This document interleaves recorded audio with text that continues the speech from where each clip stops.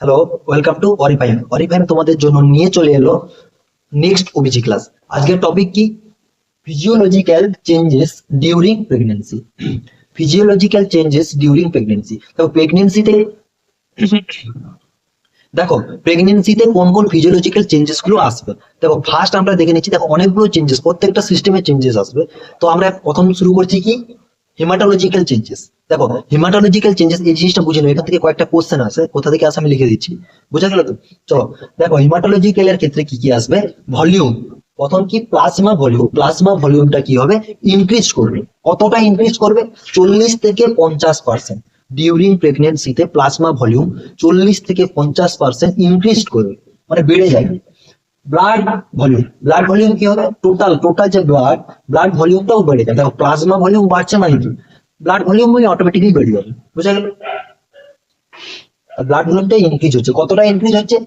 30 থেকে 40% ইনক্রিজ হচ্ছে, বুঝা গেল? Next RBC. দেখো আরবিসিও ইনক্রিজ হবে। আরবিসি কতটা ইনক্রিজ হবে? 20 থেকে 30%। দেখো সুন্দর করে লেখা আছে, একবার লিখে নিন। আরবিসি কতটা ইনক্রিজ হবে? 20 থেকে 30%। তার সাথে হিমোগ্লোবিন, হিমোগ্লোবিন কতটা ইনক্রিজ হবে? হিমোগ্লোবিন হবে 18 থেকে 20% পর্যন্ত ইনক্রিজ হবে। কিন্তু হেমাটোক্রিট, যেটা পিসিভি, হেমাটোক্রিট যেটাকে আমরা কি বলি, RBC volume by plasma volume. দেখো আরবিসি ভলিউম যেটা কি, 20 থেকে 30% বাড়ছে, আর প্লাজমা ভলিউম কত বাড়ছে? 40% বাড়ছে। মানে এটা কি, এটা হচ্ছে যে আরবিসি ভলিউম বাই, মানে পিসিবিটা হলো এটাই, RBC volume by plasma volume. বুঝতে, যেহেতু প্লাজমা ভলিউম বেশি বাড়ছে, তাহলে কি করবে, এটা ডিক্রিজ করবে। বোঝা গেল? বুঝতে পারলে তো? সেক্ষেত্রে কতটা ডিক্রিজ করবে? 3 থেকে 5% পর্যন্ত ডিক্রিজ করবে, ঠিক আছে? কিন্তু ডব্লিউবিসি, ডব্লিউবিসি ইনক্রিজ করবে। এখান থেকেই কোশ্চেন আসে। কিরকম কোশ্চেন আছে সেটা বুঝে নেওয়া যাক। দেখো কোশ্চেনটা এরকম আসবে যে একটা তোমাকে নর্মাল প্রেগনেন্ট পেশেন্ট দিয়ে দেবে, তার সমস্ত রিপোর্ট দেবে, টিএলসি ডব্লিউবিসি কাউন্ট কত করে দিবে? 15,000। কিন্তু ডিউরিং প্রেগনেন্সিতে ডব্লিউবিসি 15,000 থাকলেও এটা কিন্তু নর্মাল কন্ডিশন। এটা তোমরা ভুল করে কি করে দিয়ে চলে আসবে যে এটা পেশেন্টের ইনফেকশন আছে, পেশেন্টের অ্যান্টিবায়োটিক চালাবো, করতে যেও না। বোঝা গেল? বোঝাতে পারলাম? এখান থেকেই কোশ্চেনটা বেশি আসে। ডব্লিউবিসি যদি বেশি থাকে পেশেন্টের, যেটা ক্লিনিক্যাল বেসড কোশ্চেন তোমরা দেখবে, ডব্লিউবিসি যদি বেশি থাকে তাহলে এটা বুঝে নিও এটা নর্মাল কন্ডিশন। বোঝা গেল? ডব্লিউবিসি বাড়বে। আর প্লেটলেট, যেটা প্লেটলেটস আছে সেটা কি করবে, সেটা ডিক্রিজ করবে। কত পার্সেন্ট? 15% প্লেটলেটটা ডিক্রিজ করবে। বুঝতে পারলে? বোঝা গেল? চলো নেক্সট আমরা কার্ডিওভাস্কুলার চেঞ্জেস গুলো দেখে নিচ্ছি। দেখো নেক্সট তাহলে শুরু করা যাক। Cardiovascular changes. দেখো কার্ডিওভাস্কুলার ক্ষেত্রে কি কি চেঞ্জেস আসবে। দেখো কার্ডিওভাস্কুলার ক্ষেত্রে কার্ডিয়াক যে আউটপুট আছে না, ওটা ইনক্রিজ করবে। কার্ডিয়াক আউটপুট যখন ইনক্রিজ করবে তখন কি করবে, স্ট্রোক ভলিউমও ইনক্রিজ করবে, তার সাথে হার্ট রেট এটাও ইনক্রিজ করবে। বোঝা গেল প্রথম পয়েন্টটা? কার্ডিয়াক আউটপুট মানে টোটাল আউটপুট যখন ইনক্রিজ করে যাচ্ছে, মানে টোটাল ব্লাড বেড়ে যাচ্ছে, তাই কার্ডিয়াক আউটপুটটা ইনক্রিজ করছে। যখন কার্ডিয়াক আউটপুট ইনক্রিজ করবে তখন কি হবে, স্ট্রোক ভলিউম এটাও ইনক্রিজ করবে, তার সাথে হার্ট রেটটাও ইনক্রিজ করবে। বোঝা গেল প্রথম পয়েন্ট? Next cardiac failure. দেখো কার্ডিয়াক ফেলিউর বা হার্ট ফেলিউরের চান্স বেড়ে যাবে। কি হচ্ছে, কার্ডিয়াক আউটপুট বেড়ে যাচ্ছে না, তখন হার্ট ফেল করে যাওয়ার চান্স বেশি বেশি হয়ে যাবে। বুঝতে পারলাম?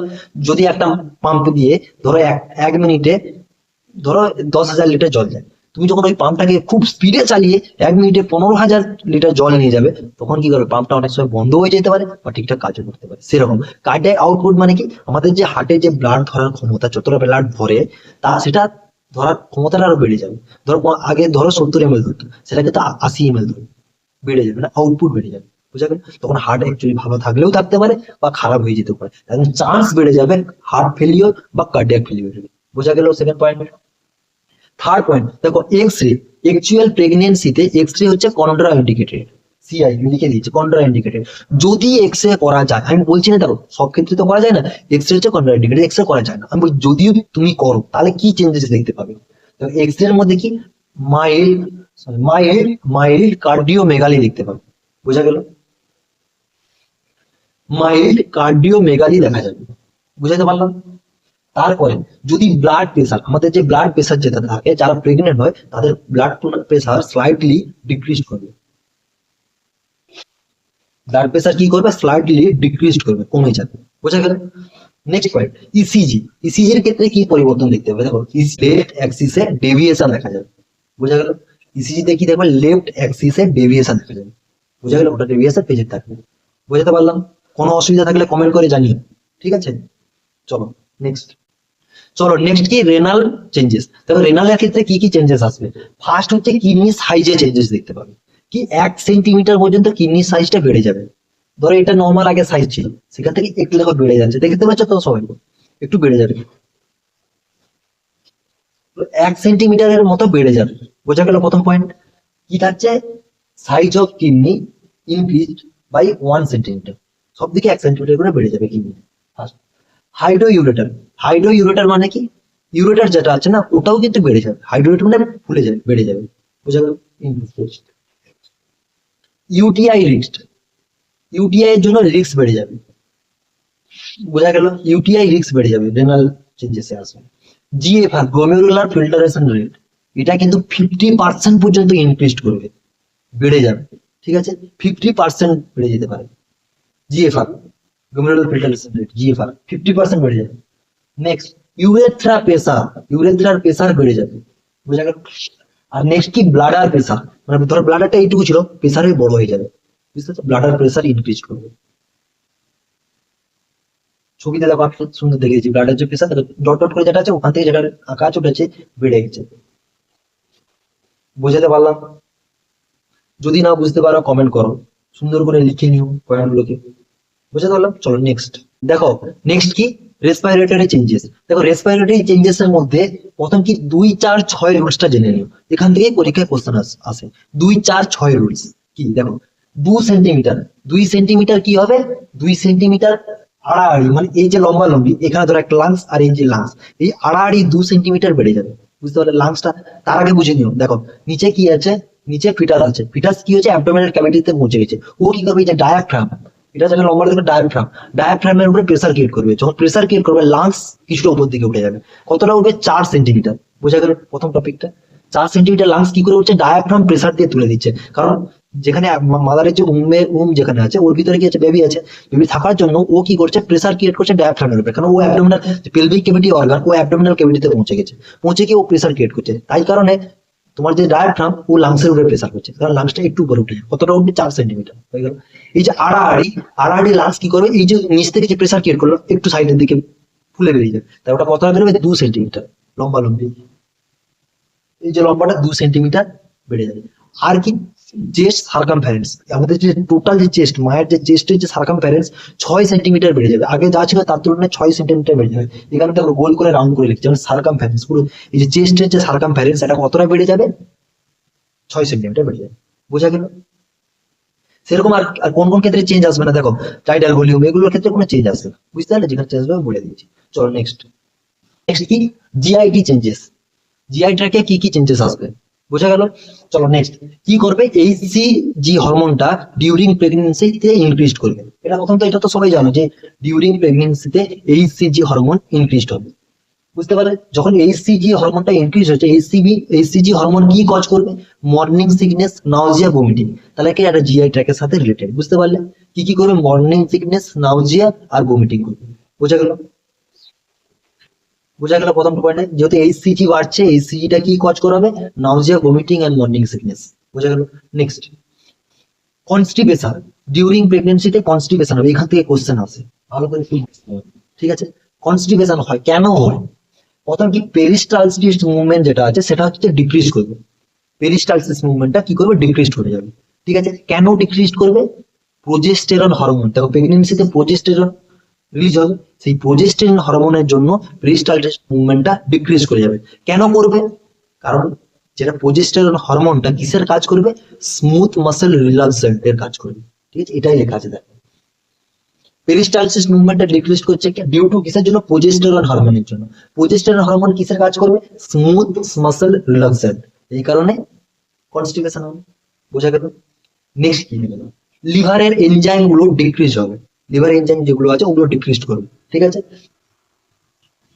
নেক্সট কি, ডায়েট, ডায়েটের ক্ষেত্রে ছোট ছোট কিছু জিনিস দেখে নাও। ক্যালোরিজ, ডিউরিং প্রেগনেন্সিতে ক্যালোরি, যা ক্যালোরি আমরা নিই সাধারণত জেনারেলি যা নিই, তার সাথে ডিউরিং প্রেগনেন্সিতে কি হবে, 350 ক্যালোরি এক্সট্রা নিতে হবে। বুঝা গেল? During pregnancy. আর ল্যাকটেশন, ল্যাকটেশনের সময় কত নিতে হবে, 550 থেকে 600 ক্যালোরি এক্সট্রা নিতে হবে ডিউরিং ল্যাকটেশন। বুঝা গেল? এটা চলে গেল ক্যালোরি। আর প্রোটিনের ক্ষেত্রে ডিউরিং প্রেগনেন্সিতে 10 গ্রাম প্রোটিন এক্সট্রা নিতে হবে। সুন্দর করে লেখা আছে, একবার সুন্দর করে পড়ে নাও। 10 গ্রাম প্রোটিন এক্সট্রা নিতে হবে, মানে যেটা তুমি নিতে তারপরেও 10 গ্রাম এক্সট্রা নিতে হবে। আর ল্যাকটেশনের সময় 20 গ্রাম প্রোটিন এক্সট্রা নিতে হবে। বুঝতে পারলাম কি কি ক্যালোরির ক্ষেত্রে কি কি থাকছে? ডিউরিং প্রেগনেন্সিতে 350 কিলো ক্যালোরি এক্সট্রা নিতে হচ্ছে, আর ল্যাকটেশনে দিচ্ছে হচ্ছে 550 থেকে 600। এখান থেকে কোশ্চেন গুলো আসে, বুঝতে পারলে? কোশ্চেন গুলো যখন দেখবে খুলবে তখন বুঝতে পারবে। 350 আর 550 মনে রেখে দিও। আর এদিকে 10 mg প্রোটিনের ক্ষেত্রে 10 mg এক্সট্রা নিতে হবে, 10 গ্রাম। তার সাথে কি 20 গ্রাম এক্সট্রা নিতে হবে ডিউরিং ল্যাকটেশন। বোঝা গেল? থেকে প্রচুর কোশ্চেন আসে। তোমরা যারা রেগুলার বেসিসে ওবিজি কোশ্চেন গুলো করছো, যারা এমসিকিউ সলভ করছো, তারা নিশ্চয়ই জানবে। দেখো, total weight gain during pregnancy, total প্রেগনেন্সিতে কতটা ওয়েট গেইন হবে, বোঝা গেল? সেটা হয় যে কত, 11 থেকে 12 কেজি, 11 থেকে 12 কেজি টোটাল ওয়েট গেইন হবে, মানে বাড়বে। এবার ট্রাইমেস্টার অনুযায়ী যদি আমরা করি, ট্রাইমেস্টার অনুযায়ী দেখো, ফার্স্ট ট্রাইমেস্টার ওখানে কি হবে, 1 কেজি ওয়েট গেইন হবে ফার্স্ট ট্রাইমেস্টার, ঠিক আছে। সেকেন্ড ট্রাইমেস্টারে কত হবে, 5 কেজি ওয়েট গেইন হবে। আর থার্ড ট্রাইমেস্টারে কত হবে, আবার 5 কেজি। টোটাল হচ্ছে 11 কেজি। বুঝতে পারলে? 1 কেজি, 5 কেজি, 5 কেজি, বোঝা গেল? যদি ট্রাইমেস্টার অনুযায়ী কোশ্চেন আসে, অ্যান্সার করে দিও 1, 5, 5। আর যদি টোটাল বলে দেয়, তাহলে 11 থেকে 12 কেজি। বোঝা গেল? এটা কোশ্চেন আসে, তো দেখিনি। ঠিক আছে, চলো নেক্সট। দেখো, নেক্সট কি, স্কিন চেঞ্জেস এর মধ্যে কি কি আসবে, লিনিয়া নিগ্রা, ঠিক আছে, ফার্স্ট। সেকেন্ড কি, ট্রাই গ্যাভিডার। ফোর্থ কি, কোলাসমা। Sorry, third কোলাসমা। ঠিক আছে, প্রথমটা কি, যেখানে তোমার নাভি আছে, যে মায়ের যে নাভি থাকে, ওই থেকে সোজা সিধা বরাবর একটা লাইন পড়ে যাবে। বুঝতে পারলে? নর্মাল যে মায়ের যে, এটা ধরো নাভি, এখান থেকে পেটের উপর থেকে নিচ পর্যন্ত, সিম্পাইসিস পিভিএস পর্যন্ত একটা লাইন পড়ে যাবে। সেই লাইনটাকে কি বলবো, লিনিয়ার নিগ্রা। অনেক সময় ইমোজি বেস কোশ্চেন দিয়ে দেয়, লম্বা লাইনটার নাম কি, ঠিক আছে, লিনিয়ার নিগ্রা। নেক্সট কি, ট্রাইগ্যাভিডার কি, দেখবে যখন প্রেগনেন্ট অবস্থায় পেটের মধ্যে দেখবে সাদা সাদা সাদা সাদা দাগ পড়ে যায়, আঁচচিরা দাগ পড়ে যায়। দেখবে যখন কি হয়ে যায়, ওই জায়গাটার মাসেলটা একসাথে অনেকটা এক্সটেন্ডেড হয়ে গেছে বলে, তখন যখন আমার মাসেলটা রিল্যাক্স হয়ে যাবে, ওই জন্য দাগ দাগ দাগ দাগ হয়ে যায়, দেখি প্রেগনেন্সির পরে। বা যারা দেখবে হঠাৎ রোগা ছিল, অনেকটা মোটা হয়ে গেছে, আবার কিছুদিন পরে রোগা হয়ে গেছে, সাইডে এক্সিলার সাইডে অনেক সময় সাদা সাদা দাগ পড়ে যায়। বোঝা গেল? এটাকে কি বলে, ট্রাইগ্যাভিডার। বোঝা গেল? নেক্সট কি, কোলাসমা কি, দেখবে এটা বাটারফ্লাই শেপ, মানে প্রজাপতির মতো হয়। মুখের গালের দেখো, ডিউরিং প্রেগনেন্সি থেকে গালের উপরে কালো একটা দাগ পড়ে যায়, যেটা কি বাটারফ্লাই শেপের হয়। এই জন্য লেখা আছে মার্কস অফ প্রেগনেন্সি। এটাকে কি বলে, মার্কস অফ প্রেগনেন্সি। এখানে দাগ পড়ে যায় গালে, সেটাকে আমরা কি বলবো, কোলাসমা। ঠিক আছে, বোঝা গেল?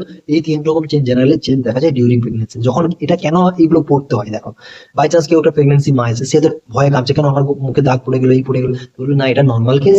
তুমি যখন আবার যখন তোমার প্রেগনেন্সি ঠিক হয়ে যাবে, তোমার অটোমেটিকলি কিছুদিন পরে দাগগুলো চলে যাবে। তবে এটা অনেক ক্ষেত্রে 10-20% ক্ষেত্রে দাগগুলো রয়ে যায়, ঠিক আছে। তারপর তবুও আশ্বাস দিতে হবে যে চলে যাবে। বোঝা গেল?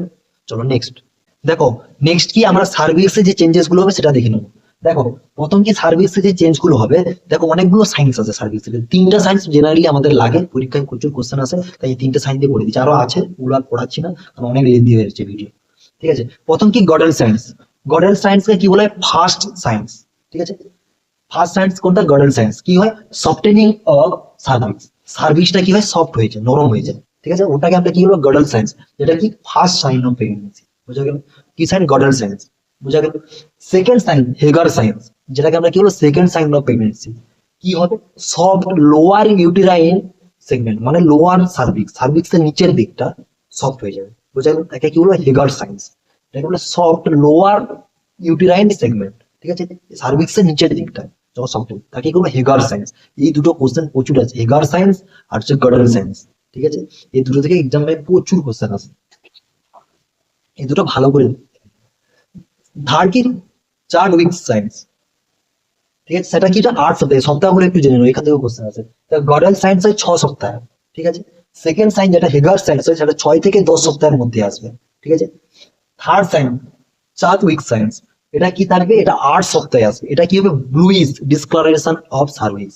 সার্ভিক্স এর কালারটা ব্লু কালার হচ্ছে, ব্লু কালারের হিসেবে, বুঝতে পারলেন, বা পার্পল কালার। বোঝা গেল? সেটাকে কি বলবো, চাদুইক সায়েন্স। বোঝা গেল? 3টা sign, Goodell science, Hegar sign, Chadwick science. বোঝা গেল? এই 3টা একটু ভালো করে দেখে নিন, পরীক্ষায় আসে। দেখো নেক্সট কি, নেক্সট হচ্ছে ব্রেস্ট চেঞ্জেস। দেখো ব্রেস্টের মধ্যে কি কি চেঞ্জেস আসবে। ফার্স্ট কি, লোবিউল গুলো ইনক্রিজড হয়ে যাবে। এই যে লোবিউল গুলো লোবগুলো কি করছে, ইনক্রিজড হয়ে যাবে, বড় হয়ে যাবে। তার সাথে মিল্ক ডাক গুলো ইনক্রিজড হবে, যে মিল্ক ডাক গুলো থাকবে ওগুলো একটু ইনক্রিজড হয়ে যাবে। বোঝা গেল কেন হবে লোবিউল গুলো ইনক্রিজ? ইস্ট্রোজেন আর প্রোজেস্টেরন হরমোনের জন্য। ঠিক আছে, ইস্ট্রোজেন আর প্রোজেস্টেরন হরমোনের জন্য লোবিউল গুলো ইনক্রিজড হয়ে যাবে। ঠিক আছে, এখান থেকে কোশ্চেনটা আসে না, কোশ্চেনটা আসে এই নিচ থেকে। বলছি দেখো, অ্যারিওলা, এটা ডার্কেনিং অফ প্রাইমারি অ্যারিওলা। ব্রেস্টের সামনে যে নিপিলের পরে যে অ্যারিওলা থাকে, দেখবে কালো একটা জায়গা থেকে কালো হয়, ওই অ্যারিওলাটা ডার্ক হয়ে যাবে। দেখবে একটু হালকা লাইট কালার থাকে, ওটা একটু ডার্ক হয়ে যাবে। ঠিক আছে, এটা হবে যে প্রেগন্যান্সিতে এই চেঞ্জেসটা আসবে প্রথম, কিন্তু 20 সপ্তাহ পরে। এইখানটা থেকেই কোশ্চেনটা আসে, 20 সপ্তাহ পরে কি হবে, সেকেন্ডারি অ্যারিওলাটা ফর্ম হবে। ঠিক আছে, সেকেন্ডারি অ্যারিওলা, ওর সাইডে আর একটা জায়গা ওই কালো, যেটা একটু বেশি কালো থাকে তার সাথে হালকা কালো পড়ে, হালকা স্লাইডলি ব্ল্যাক হয়ে আর একটা এরিয়া তৈরি করবে, সেটাকে আমরা কি বলি, সেকেন্ডারি অ্যারিওলা। ওটা ফর্ম হবে কবে, 20 সপ্তাহে। এইখান থেকেই কোশ্চেনটা বেশি আসে, 20 সপ্তাহে সেকেন্ডারি অ্যারিওলাটা ফর্ম হবে। বুঝা গেল? যেটা খুব ডট ডট করে দেখিয়ে দিয়েছি, বুঝা গেল তো? ঠিক আছে, চলো দেখো আপাতত চেঞ্জেস গুলো। ইউরেটাস যেটা ছিল, ইউরেটাসের চেঞ্জেস গুলো তো অলরেডি আমি ইউরেটাসের মধ্যে পড়িয়ে দিয়েছিলাম, যে কতটা ডিস্টেন্সের চেঞ্জ হবে। ঠিক আছে, ওটা আর আমি এক্সট্রা পরে আর কিছু করাচ্ছি না। ঠিক আছে, যতটা তাড়াতাড়ি সম্ভব তোমরা এগুলো যারা যারা জেনে নিয়েছো আর করা দেবে, যখন সাইন অফ প্রেগনেন্সি গুলো যখন করাবো তখন একবার জেনে নিও। ঠিক আছে, চলো যারা রেগুলার বেসিসে আমাদের ভিডিও গুলো দেখছো তাদের কাছে একটাই মাত্র রিকোয়েস্ট থাকবে, যে তোমরা লাইক করো, শেয়ার করো, আর যারা নতুন আসছো আমাদের চ্যানেলে তারা চ্যানেলটাকে একটু সাবস্ক্রাইব করে নিও। থ্যাংক ইউ, দেখা হচ্ছে নেক্সট ভিডিওতে।